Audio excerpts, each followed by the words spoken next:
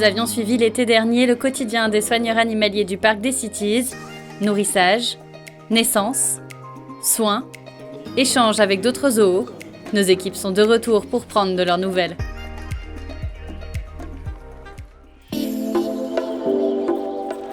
Ce matin, direction l'enclos des Cercica. Perrine est arrivée au parc animalier depuis peu. C'est elle qui est en charge de nourrir les petits nouveaux du parc des Cities.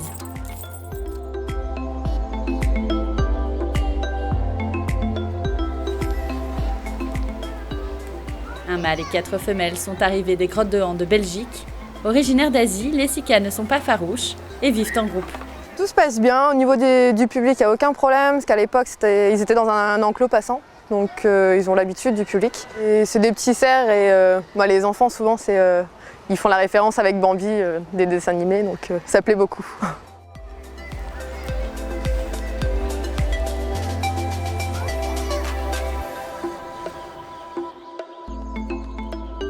En face de leur enclos, celui des émeux, il y a quelques mois, les équipes étaient allées chercher un mâle pour Lola la femelle. Touf Touf arrivait tout droit du parc d'Île de Saint-Quentin dans l'Aisne. Aujourd'hui, le couple ne se quitte plus pour le plus grand plaisir de leur soigneuse Mathilde. Ils s'entendent très bien, ils forment un très beau couple, tout se passe bien dans l'enclos, il n'y a pas de conflit entre eux deux, donc ça se passe bien. Ils font des œufs, mais on ne les laisse pas couver parce qu'on ne veut pas de petits pour le moment, donc tout simplement on leur retire les œufs au fur et à mesure qu'ils pondent et voilà, on gère ça comme ça. Le mâle va construire le nid, la femelle va venir pondre dedans et c'est le mâle qui va couver les œufs. Donc en fait la femelle elle va juste pondre dans le nid que le mâle a construit et puis c'est tout ce qu'elle a à faire. Dans cet enclos, on retrouve l'oie Céréops donnée par le zoo de Maubeuge. Elle vit en parfaite harmonie avec ses colocataires de la plaine australienne, les wallabies et le couple d'émeux.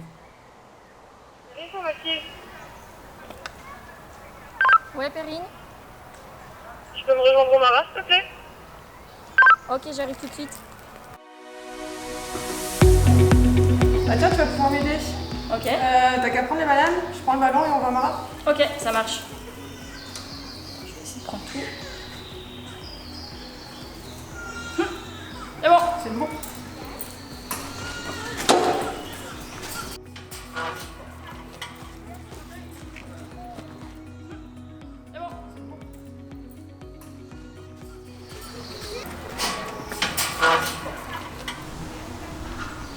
Ici on est dans l'enclos de nos deux maras, Socrate et Philoctète qui vient du zoo de Maubeuge. Ils s'entendent très bien, on n'a pas de problème de bagarre entre les deux, ils vivent leur petite vie tous les deux, voilà. Alors ça ici c'est un enrichissement qu'on a mis en place pour la journée d'aujourd'hui. Donc c'est tout simplement un ballon de branches et dedans on a mis quelques bananes pour les attirer, pour qu'ils viennent manger dedans. Ça va les occuper et ça va un peu les forcer à réfléchir pour attraper la banane qui est à l'intérieur et ça change un peu de leur quotidien. Seul parc animalier sur le territoire de la Goëlle, le parc des Cities se situe sur la commune de Bénifontaine. Au quotidien, ils sont 6 soigneurs à s'occuper de leurs 350 pensionnaires. Depuis plusieurs semaines, quelques naissances sont venues rythmer leur journée.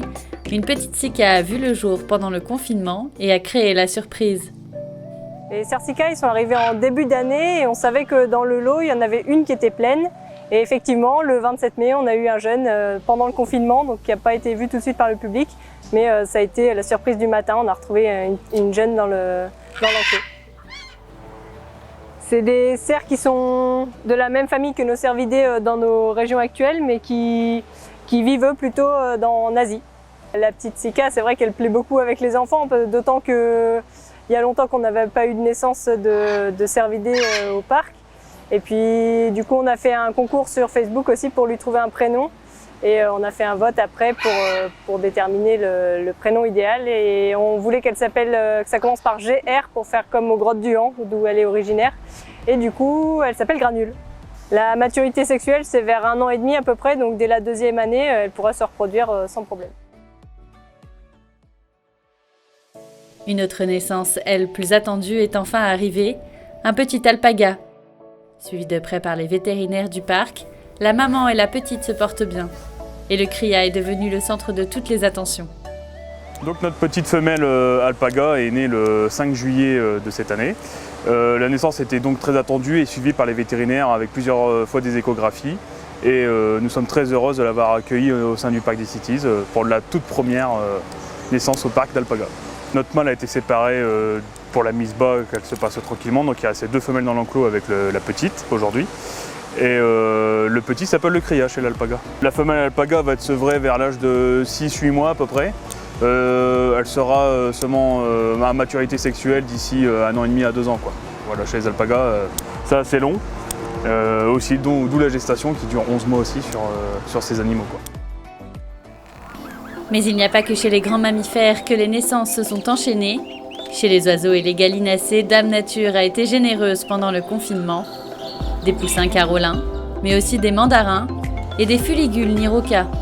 Les bernaches nés d'Hawaï, eux, ont bien grandi et suivent leurs parents dans leur propre enclos. Quant aux cobayes, la famille s'est elle aussi agrandie, avec 2 petits cochons d'Inde, Junior et Pompon.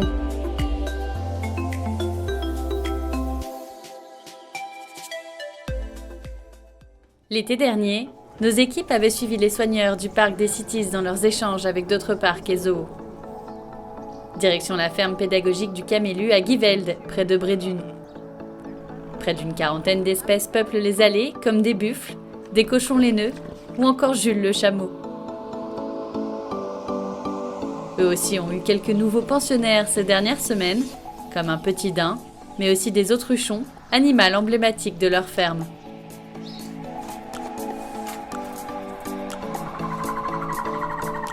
On retrouve Viviane et les 4 wallabies qui lui avaient été confiés l'hiver dernier. Alors, comme vous voyez, ils se sont bien adaptés. Le groupe est bien formé, chacun vit sa petite vie. Il y a eu 2 naissances. Et puis, ils ont profité aussi du confinement pour à nouveau reprendre leurs repères. Et on a déjà vu des nouveaux accouplements. Alors le public qui est arrivé depuis début juin, effectivement à l'occasion de voir les naissances. On a mis également des vidéos sur notre page Facebook pendant le confinement, comme ça permettait de voir un peu l'évolution. Et puis dès qu'ils arrivent, nos chers visiteurs ont un petit saut de carottes, ce qui permet de pouvoir nourrir les wallabies. Donc dès que les sauts de carottes apparaissent, les wallabies viennent près du grillage chercher une petite rondelle de carottes.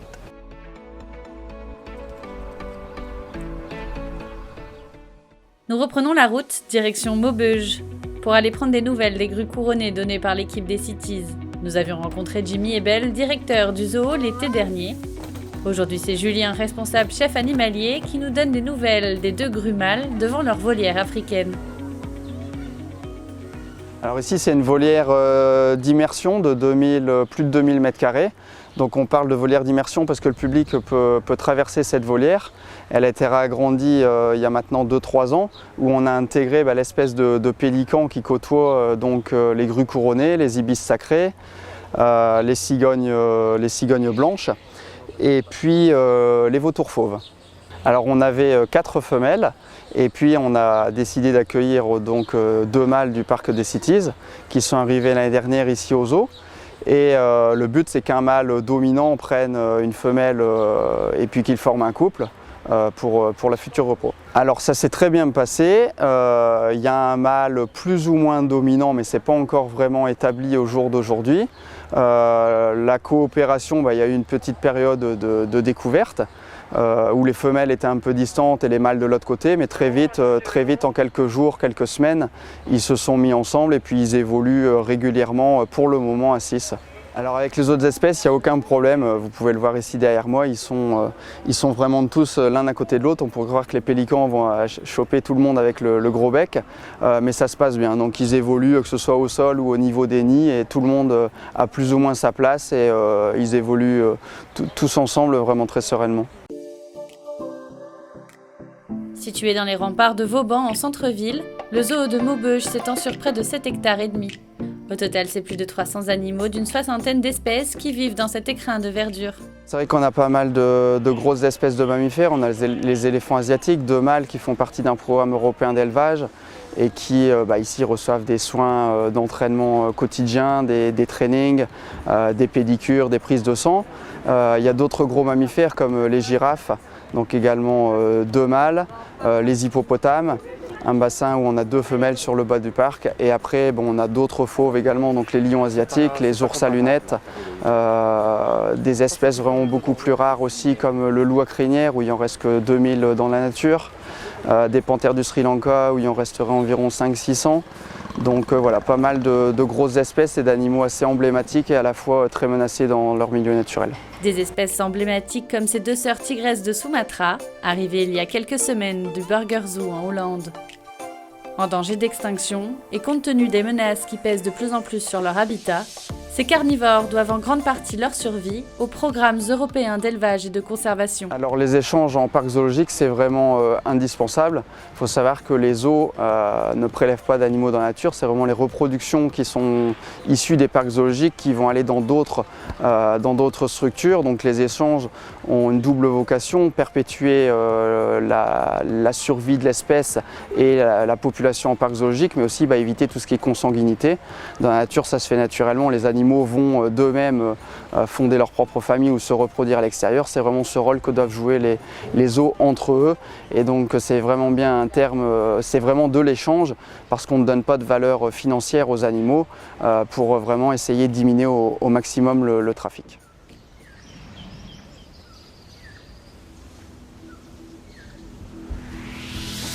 Cette année, le parc des Cities s'est donc agrandi.